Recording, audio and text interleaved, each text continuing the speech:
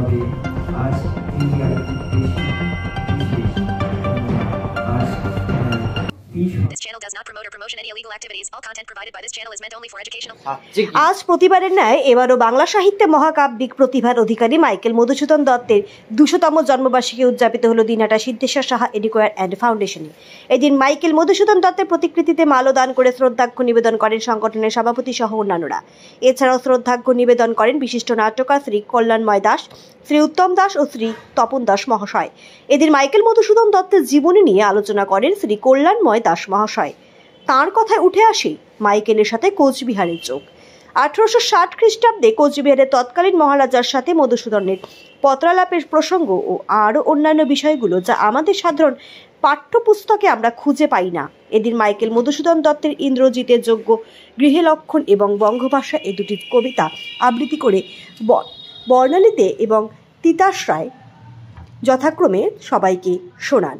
Michael Madhusudan দত্তের জীবনী নিয়ে বিস্তারিত আলোচনা করে তিস্তাচন্দ্র। সব মিলে ফাউন্ডেশন আয়োজিত অনুষ্ঠানটি একটি মনোরম পরিবেশ সৃষ্টি করে বলে মন্তব্য করেন তপন সাহা মহাশয়।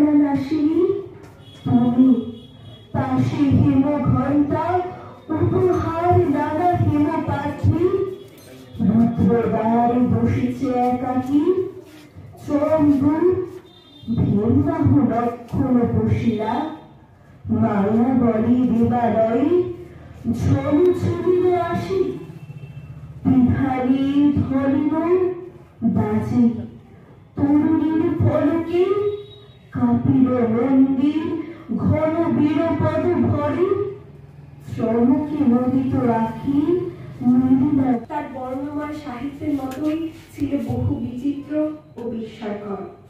যশোর জেলার সাগরতারি গ্রামে 1834 খ্রিস্টাব্দের 25শে জানুয়ারি মধুসূদনের জন্ম হয়। তার পিতা ছিলেন রাজনারায়ণ দত্ত, কলকাতার বিশিষ্ট আইনজীবী।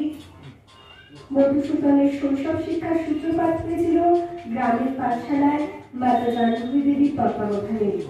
রামায়ণ মহাভারতের কাহিনীর প্রতি আকর্ষণের প্রেরণা এই সবাই মায়ের কাছ থেকে তিনি প্রথম লাভ করেছিলেন। উত্তরকালে মধুসূদন প্রতিভার বিকাশ, পুষ্টি ও সমৃদ্ধি ঘটেছিল। মাইকেলের একটা বিস্তৃত জীবন, এই জীবন অনেকটাই বললো তিস্তা, তা থেকে এখানে জানতে পারলাম। আর দুটো কবিতাটাও হলো, একটা দীর্ঘ কবিতার মহাকাব্য আর কি, মহাকাব্যের একটা খণ্ড অংশ পড়লো। ওর নাম কি?